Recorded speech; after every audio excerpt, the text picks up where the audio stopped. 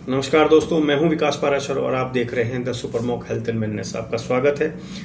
मैं आपके पास फिर एक बार एक अच्छी जानकारी लेकर आया हूं मेंटल हेल्थ से रिलेटेड। आज हम बात करेंगे ऑटिज्म स्पेक्ट्रम डिसऑर्डर के बारे में। तो ऑटिज्म स्पेक्ट्रम डिसऑर्डर जो है वो दो तरह का होता है ऑटिज्म। एक तो क्लासिक है और एक वर्चुअल। तो क्लासिक जो डिसऑर्डर है वो जनरली छोटे बच्चों में होता है, 2-3 साल के बच्चों में हो सकता है या छोटे बच्चों में भी हो सकता है। ये जनरली होता क्यों है?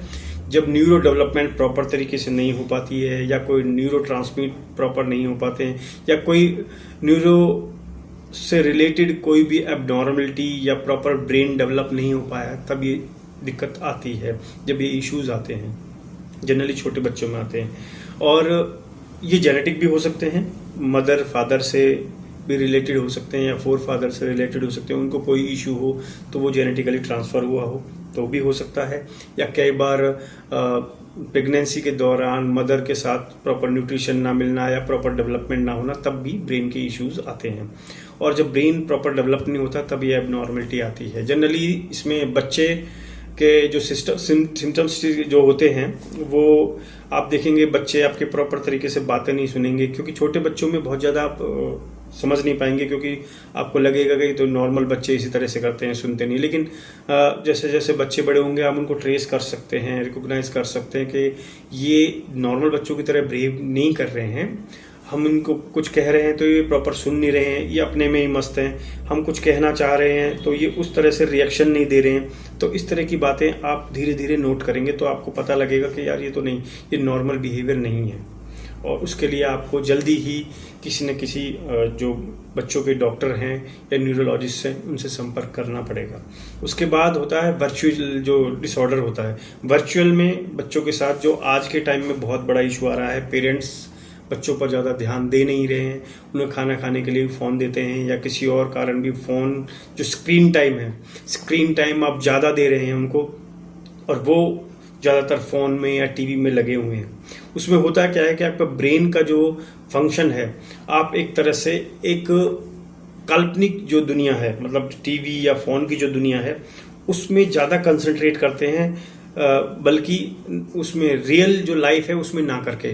तो बच्चे जो है स्क्रीन टाइम ज़्यादा देने के बाद उनका दिमाग जो है उस तरीके से अलग तरीके से बिहेव करना शुरू कर देता है। वो एक काल्पनिक दुनिया में अलग तरीके की बिहेव करना शुरू कर देते हैं।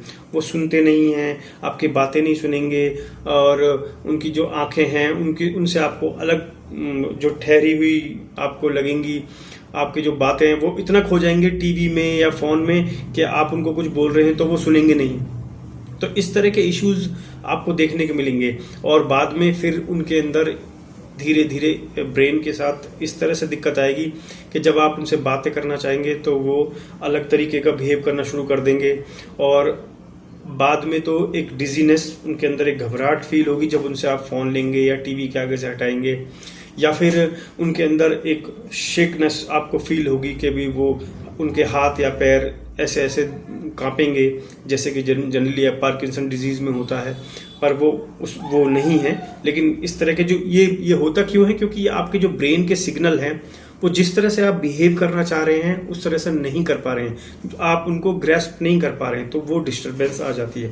तो मेरा कहना यही है कि आजकल बच्चों को इन चीज़ों से बचा के रखें, ताकि देखिए उस ऑटिज्म के अंदर तो आप ज़्यादा कुछ नहीं कर पाते, क्योंकि वो आपको बाद में समझ में आता है। जो जेनेटिकली क्लासिक की जो मैंने आपने बताई, जो क्लासिकल जो जेनेटिक है उसमें, और जेनेटिक भी होता है, बाय बर्थ भी हो सकता है, कुछ भी हो सकता है, लेकिन उसमें पहचान के आप उसको ट्रीटमेंट करा सकते हैं। और इसमें आपको प्रिकॉशन लेके आप बच्चों को बचा सकते हैं, स्क्रीन टाइम ज़्यादा ना करके। उनको बीच में अगर आपको पढ़ाई के लिए भी मोबाइल देना है या किसी और काम के लिए, तो उनको आप बीच में ब्रेक दें, उनको बाहर ज़्यादा खेलने दें, पार्क में या प्ले गेम्स जो भी है, आप नॉर्मल गेम्स खेलने दें और फिजिकल गेम्स खेलने दें, और ज़्यादातर टीवी या मोबाइल से दूर रखें ताकि बच्चों को दिक्कत ना हो। तो आगे और भी अच्छी जानकारी के साथ हम फिर मिलेंगे, तब तक के लिए थैंक यू वेरी मच।